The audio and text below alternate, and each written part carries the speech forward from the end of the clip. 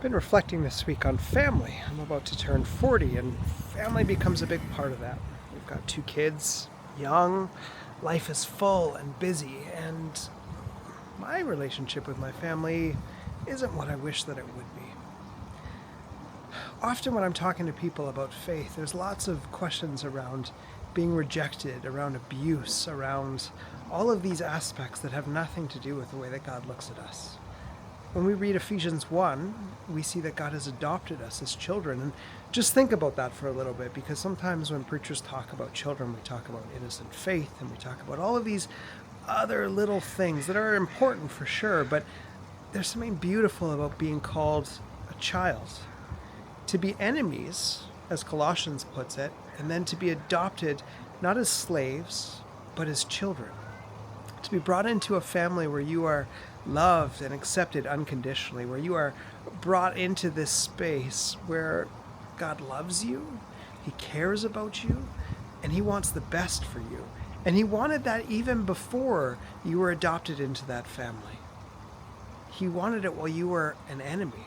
So how much more does He love us and care for us now that we're His children, sons and daughters?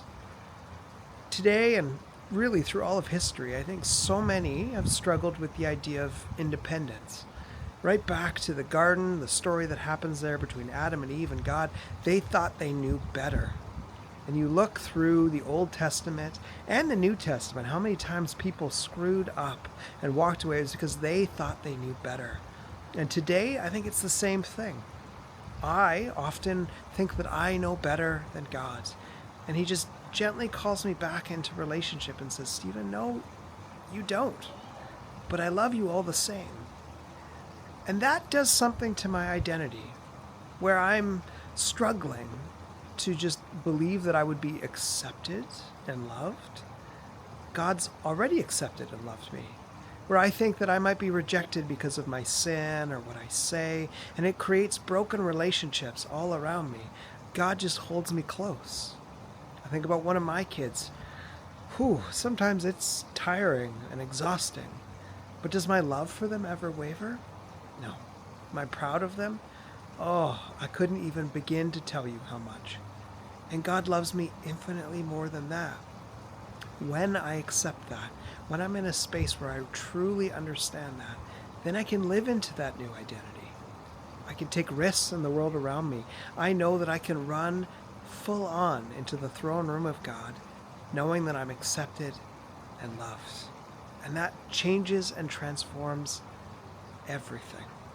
To just rest with Him, to know that I can't earn that love, that I didn't get chosen because I was special, but that I was adopted as a child, and that He loves me just the way that I am. The same is true for you right now, in this instant. God loves you just the way that you are. He doesn't want anything from you. He doesn't need anything from you. He wants to bring you back and restore you exactly the way that you were always meant to live. Right back to that garden moment where He said to Adam and to Eve, go, multiply, subdue the earth, reign over it. Do it because I love you. To walk with us, to talk with us, to enjoy everything about us, and to be enjoyed. That is what it means to be in true relationship. As a faith community, to accept one another, not in a power struggle, not in who's above or better than other people, but as brothers and sisters. To look at those who we might view as enemies and go, that was me once. With humility and gentleness to welcome people in as siblings. Nothing can change this. We want to be in relationship with one another. We can be one even in spite of our differences because of the one who loves us. For me, that transforms everything. It allows me to sit in those hard, tough conversations with other people and know I don't need to change you. I just need to know how I can love you better. Sometimes that's painful. Sometimes that takes a long time. Sometimes that means that I have to let go of my desire to change other people and have them move at my pace. And instead, just love them right where they are because my Father loves them and He loves me. This week, ask yourself, are there areas of my life that I haven't really allowed God to love me? or that I need to reestablish that identity as a child, a son, or a daughter of God. And are there people around me where I have wanted things of them, forced them, manipulated them, looked down upon them, rather than just sat with them? Maybe with that new identity, there's a new way to love. God bless you.